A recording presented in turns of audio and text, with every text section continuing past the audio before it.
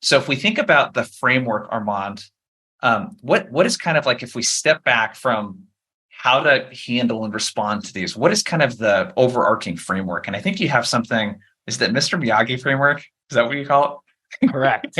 I do look like Bruce Lee, which is the wrong karate movie, but the Mr. Miyagi framework. So let's take a step back, right?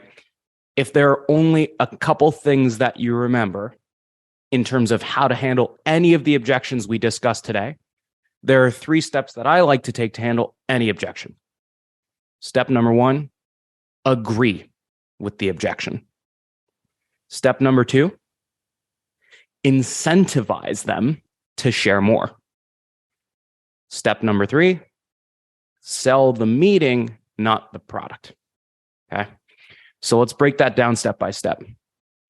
If there's one thing you should practice a lot, it's step number 1, agreeing with the objection.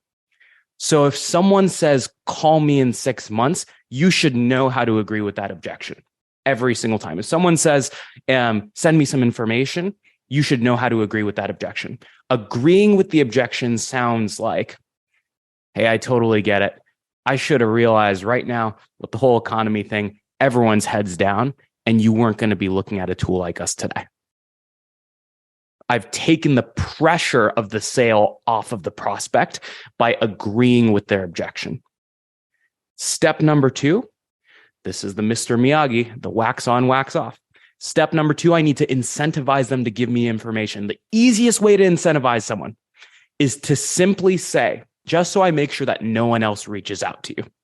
Because no one wants to be reached out to 17 more times. So I might say, just so that no one else reaches out to you again in the next 6 months, could you give me a sense of what's going on? And now I'll get them to share a little bit more around what is happening in 6 months. And then from there, I'm going to sell the meeting, not the product. And selling the meeting is not, hey, we can solve this, this, and this today, right? It's even if you don't buy between now and 6 months, we can give you something of value in that meeting that you can take away forever. And so selling the meeting might say, hey, Jason, my guess is you're not going to buy anything for the next 6 months, and I'm not going to expect that of you. Sometimes people know their budget is going to open up in 6 months or whatever you said is going to happen in 6 months. And they want to get the whole like demo and the dog and pony show thing out of the way so they can get a sense of what's out there today so that later on in 6 months, they can just make their decision. So do you want to take a look for 15 minutes? And hopefully by the end of it, you'll know if this is a fit or not. And so I've said in 15 minutes, you're going to be able to do a harbor tour. You're going to get a sense of what we do. And I'm not going to explicitly push you to buy right then and there. So you will get something out of the meeting. And hopefully that ends up being my product.